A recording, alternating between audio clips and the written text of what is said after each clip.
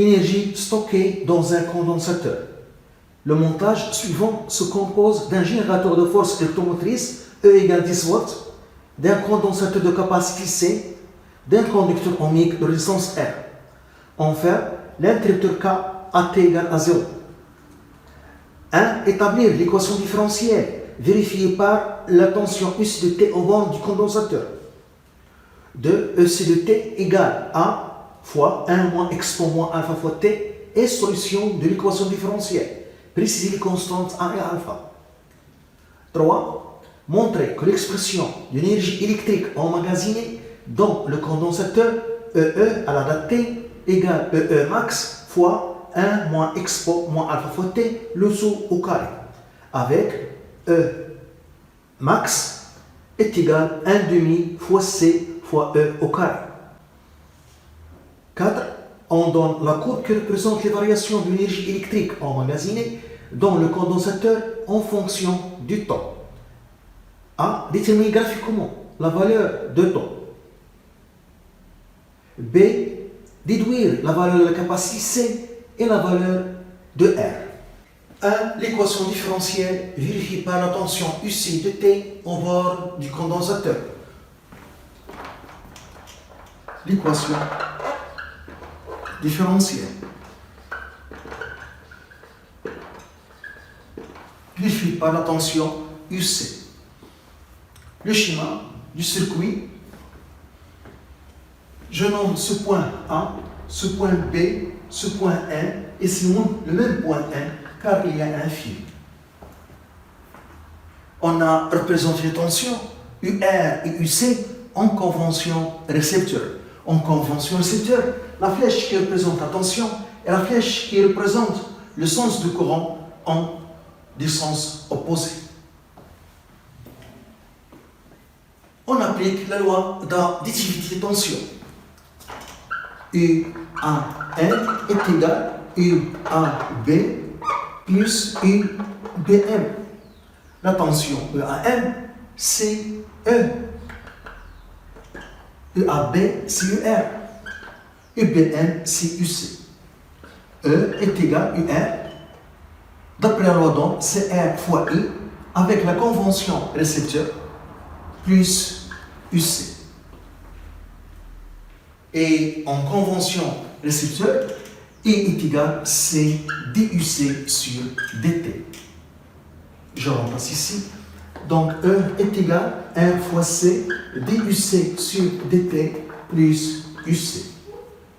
Et on écrit cette équation différentielle sous forme canonique DUC sur DT en divisant les deux nombres par R, C plus UC sur R. C est égal à E sur R, C. UC varie en fonction du temps. Donc, pour simplifier, au lieu d'écrire UC de T, on écrit UC pour simplifier. 2. Les constantes A et alpha.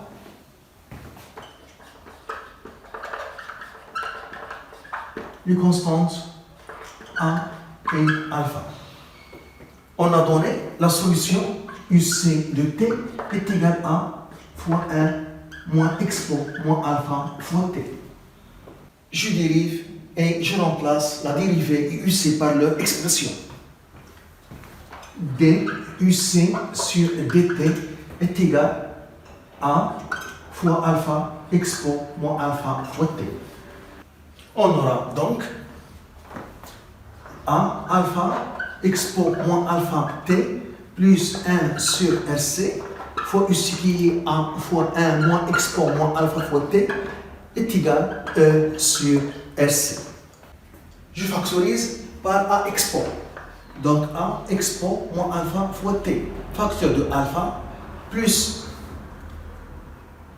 j'aurai ici moins 1 sur RC. Moins 1 sur RC. Égal E sur RC. Et il y a ici un terme que je vais le déplacer dans le deuxième membre. Ce terme, c'est A sur RC. Dans le deuxième membre sera moins A sur RC. On obtient cette équation et on remarque que le deuxième membre il y a des constantes, E est une constante, A est une constante, R la même chose, c'est la même chose. Le deuxième membre est constant. Par contre, le premier membre, il y a le temps. Le temps varie. Et il y a la date 0 secondes, 1 seconde, 2 secondes, 3 secondes. Le temps varie. Donc, on ne peut pas avoir une équation de cette façon. Le premier membre qui varie et le deuxième membre qui est constant. Donc, pour que cette équation soit vérifiée à chaque instant, il faut que le deuxième membre soit égal à 0 et ce qui est entre parenthèses égal à 0 pour avoir 0 égal à 0. Donc, pour que cette équation soit vérifiée à chaque instant, il faut que alpha moins 1 sur RC est égal à 0 et E sur RC moins 1 sur RC égale à 0. Ce qui donne alpha est égal à 1 sur RC et ici on aura E sur RC est égal à sur RC. Donc A c'est E. Donc alpha est égal à 1 sur RC et A est égal à E. Ce sont les constantes demandées. 3. L'expression de l'énergie électrique stockée dans le condensateur en fonction du temps. 3. L'expression de l'énergie électrique dans le condensateur en fonction du temps.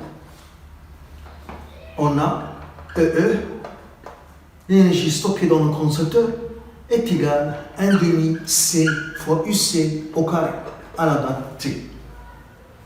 Et on a UC de T est égal à E1 moins expo moins alpha fois T.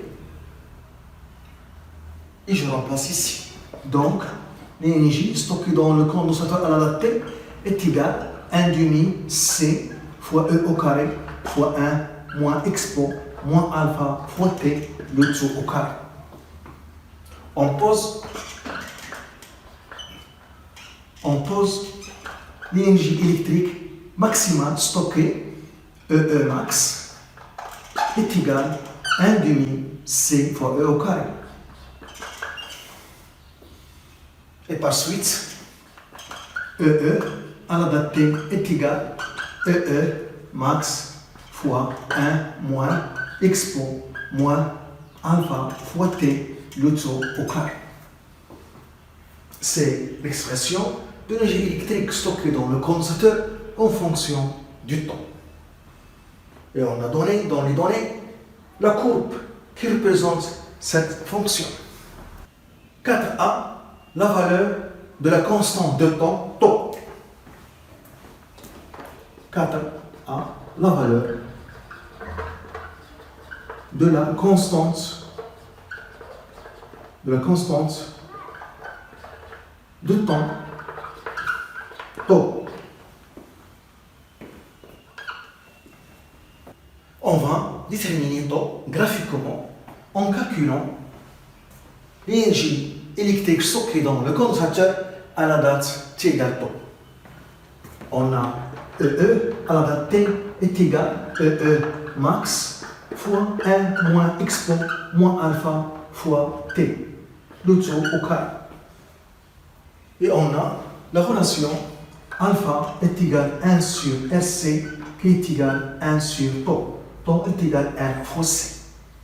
Donc, l'énergie électrique à la T est égale à EE max 1 moins expo moins T sur tau, le tout au carré. EE à la date tau est égal à EE max 1 moins expo moins 1, le tout au carré, en remplaçant T par tau.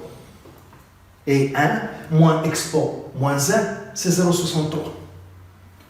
EE à la date T égale tau est égal à 0,63 au carré fois EE max. EE max, on définit EE max graphiquement. Voilà. Graphiquement, on lit EE max, la valeur maximale de l'énergie électrique stockée dans le condensateur d'après le graphe est égal à 2 fois 10 pouce moins 3 joules. Donc, EE à la date T est égal à 0,63 au carré, 2 fois 10 pouce moins 3 égal. On trouve 0,8 fois 10 moins 3 joules. 0,8 fois 10 moins 3 joules. Donc, pour déterminer tout graphiquement, on reporte cette valeur sur l'axe isotonie et on lit tout sur l'axe des abscisses. On reporte cette valeur sur l'axe des ordonnées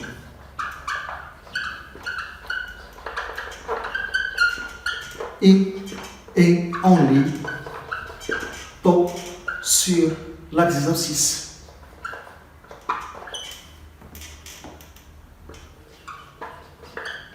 L'axe des abscisses. On trouve τ est égal à 0,5 secondes. B, les valeurs de C et R. Les valeurs de C, la capacité du condensateur C et la résistance du conducteur ohmique R. On a la relation EE max est égal à 1,5 C fois E au carré. Cette expression donne la capacité du condensateur C. Donc C est égal à 2 E max sur E au carré. Application numérique, C est égal à 2 E max fois 2, 10 au moins 3 sur E au carré, sur 100. E est égal à 10. 10 au carré qui est 100. On trouve 4 fois 10 moins 5 farad, qui est égal à 40 microfarad. La résistance du conducteur ohmique, on utilise l'expression de τ.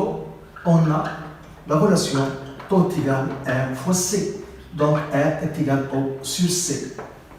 Donc on a dit que τ, graphiquement, c'est 0,5 sur C, 40 fois 10 au moins 6. Application numérique, on trouve R égale 12,5 fois 10 au 3 ohm, qui est égal à 12,5 kilo ohm.